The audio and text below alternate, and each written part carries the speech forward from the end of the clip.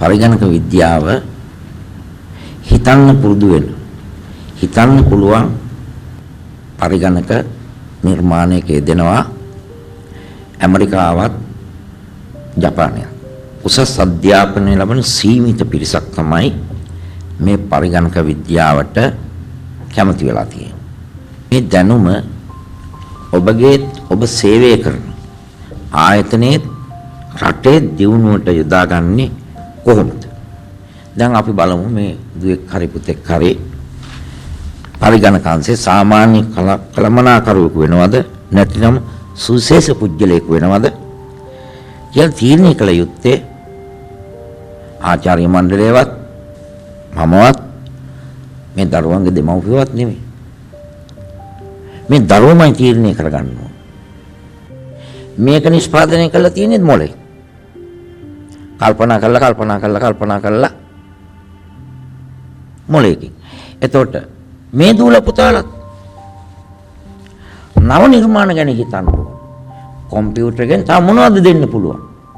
එතකොට තමයි සිතට ඇති වෙන්නේ හයියක්. හැම කෙනෙකුගේම සිතට හයියක් ඇති වෙන්න ඕන. ඒ හයිය ඇති වුණොත් තමයි නිර්මාණයක් කරන්න ශක්තියක් ලැබෙන්නේ. ඊළඟට හැඟීමක් ඇති වෙන්න ඕන. අයියෝ මේක මේ හැමදාම කවුරුත් ගන්න එකනේ. අපි මේට වැඩි දෙයක් හොයමු. ඒ ශක්තියක් ඇති වෙන්න ඕන. කලකිරුණොත් තමන්ගේ හැකියාව පෙන්වන්න බැරි වෙනවා. තමන්ගේ හැකියාව පෙන්වන්න බැරි වුණොත් බබලෙන්නේ නැහැ. දැන් ওই මහත්තුරු දූලා පුතාලා පරිගණක ඉංජිනේරුවෙක් වෙන්න හිතලා ඇති. තොරතුරු තාක්ෂණ කළමනාකරුවෙක් වෙන්න හිතලා ඇති. අන්තර්ජාල සැලසුම් ශිල්පියෙකු වෙන්න හිතලා ඇති. මුදුකාංග සකස් කරන්නෙකු වෙන්න හිතලා ඇති. පරිගණක කොටස් නිෂ්පාදකවරු වෙන්න හිතලා ඇති. ඔයගෙන් නොයෙක් ඒවා හිතලා ඇති. ඒක තමයි මනුෂ්‍යයා කියන්නේ. මනුෂ්‍ය සිතට ඕන සිතිවිල්ලක් ඇතුල් වෙනවා. අපි දක්ෂ වෙන්න ඕන මගේ මොන පැත්තෙන්ද හැකියාව තියෙන්නේ. මට තියෙන්නේ කොටස් නිපදවන්නේ කැටියටද? මට ඉංජිනේරුවෙක් වෙීමේ හැකියාවද?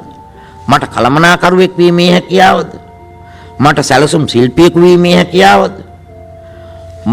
මට මොකද්ද මේකෙන් තියෙන හැකියාව? තමන්ගේ කුසලතාවය ඉස්සෙල්ලාම හඳුනා ගන්න. අන්න ඒ වගේ වේගවත් ගමන් මගකට යන්න ඕන මේ ළමයි. මේ දැන තියෙන මේ ඈලි මෑලි ගතිය මෙහෙම ගියොත් මම හිතන්නේ තව අවුරුදු 50කටවත් මේ රටේ නිසි ආලෝකයක් ලබන